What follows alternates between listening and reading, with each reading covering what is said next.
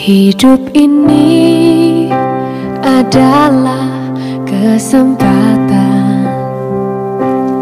Hidup ini untuk melayani Tuhan. Jangan sia-sia. Sebelum mendengarkan firman Tuhan hari ini, kita sama-sama berdoa. Bapa yang baik yang bertahta dalam kerajaan surga, kami mengucap syukur Tuhan buat berkat yang boleh kami rasakan hingga saat ini. Tuhan, pada kesempatan ini kami akan mendengarkan audio kita bilangan. Kiranya firman-Mu ini boleh menjadi berkat bagi kami dan nama Tuhan yang dimuliakan. Kiranya Tuhan memberkati kami dalam kehidupan kami. Mohon ampun dosa pelanggaran kami, karena kami berdoa dalam nama Yesus yang menebus kami dalam dosa. Tuhan berfirman kepada Musa, "Buatlah 2 nafiri dari perak. Dari perak tempaan harus kau buat itu, supaya dipergunakan untuk memanggil umat Israel dan untuk menyuruh laskar-laskarnya berangkat.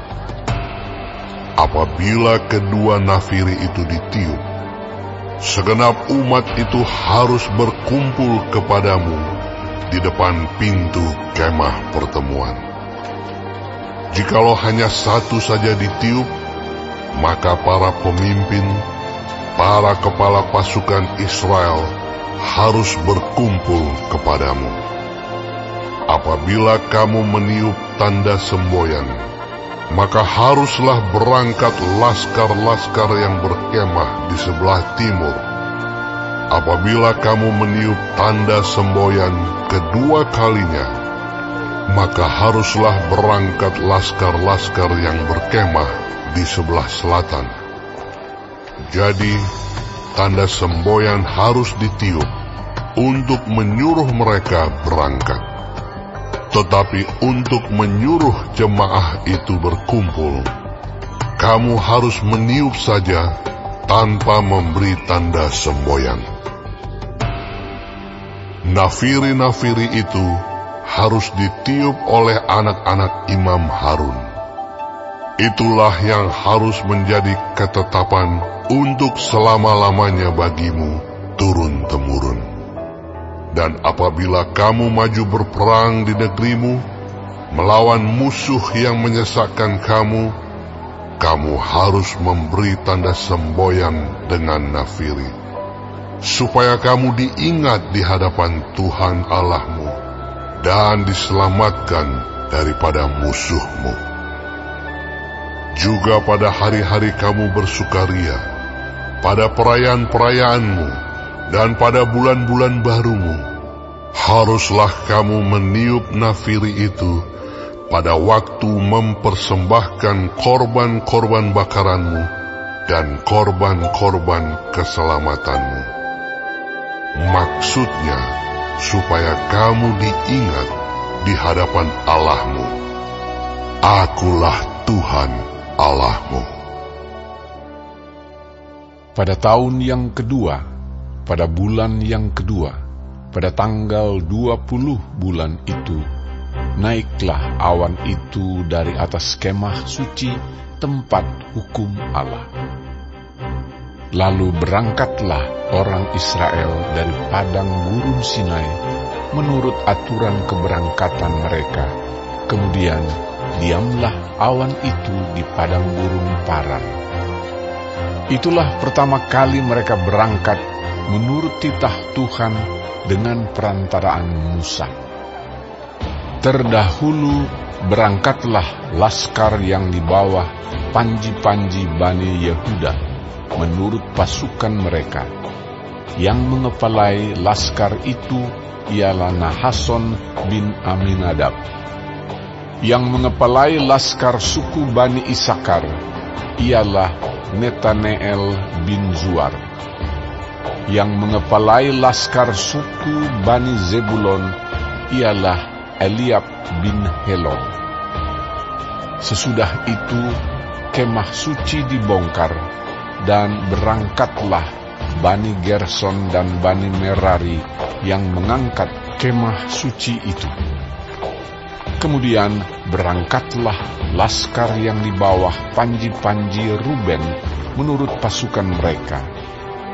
Yang mengepalai laskar itu ialah Elizur bin Jedeur. Yang mengepalai laskar suku Bani Simeon ialah Selumiel bin Zurisadai.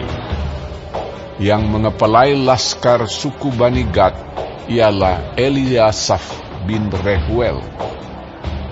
Sesudah itu berangkatlah orang Kehat yang mengangkat barang-barang tempat kudus.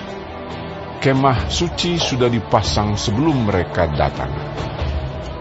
Kemudian berangkatlah laskar yang di bawah panji-panji Bani Efraim menurut pasukan mereka.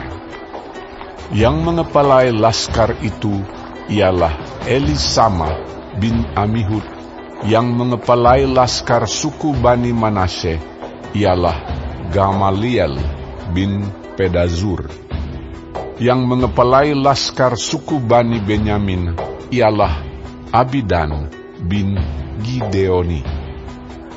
Sebagai barisan penutup semua laskar itu, berangkatlah laskar yang di bawah panji-panji Bani Dan menurut pasukan mereka. Yang mengepalai laskar itu ialah Ahiezer bin Amishadai. Yang mengepalai laskar suku Bani Asher ialah Pagiel bin Okran. Yang mengepalai laskar suku Bani Naftali ialah Ahira bin Enam. Itulah aturan keberangkatan orang Israel menurut pasukan mereka ketika mereka berangkat. Lalu berkatalah Musa kepada Hobab, anak Rehuel, orang Midian, mertua Musa. Kami berangkat ke tempat yang dimaksud Tuhan ketika Ia berfirman, Aku akan memberikannya kepadamu. Sebab itu ikutlah bersama-sama dengan kami. Maka kami akan berbuat baik kepadamu. Sebab Tuhan telah menjanjikan yang baik tentang Israel. Tetapi jawabnya kepada Musa, Aku tidak ikut, melainkan aku hendak pergi ke negeriku dan kepada sanak saudaraku. Kata Musa, Janganlah kiranya tinggalkan kami, sebab engkaulah yang tahu bagaimana kami berkemah di padang gurun. Maka engkau dapat menjadi penunjuk jalan bagi kami.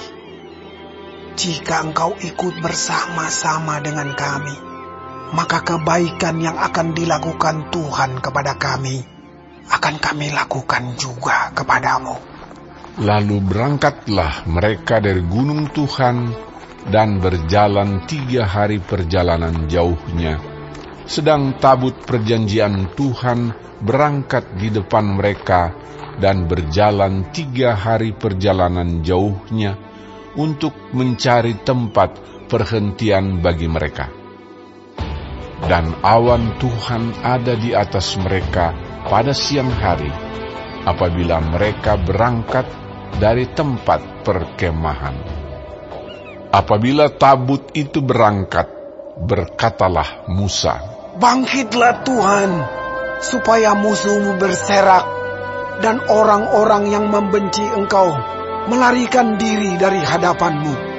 Dan apabila tabut itu berhenti, berkatalah ia, Kembalilah Tuhan kepada umat Israel yang beribu-ribu laksa ini.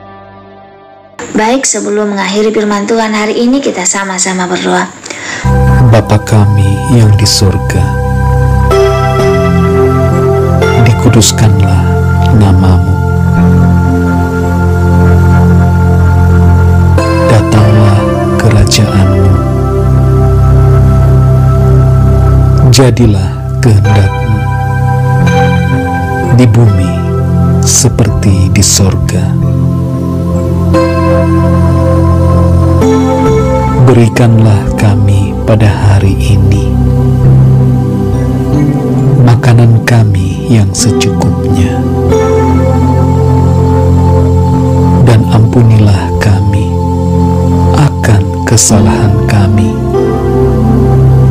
seperti kami juga mengampuni orang yang bersalah kepada kami.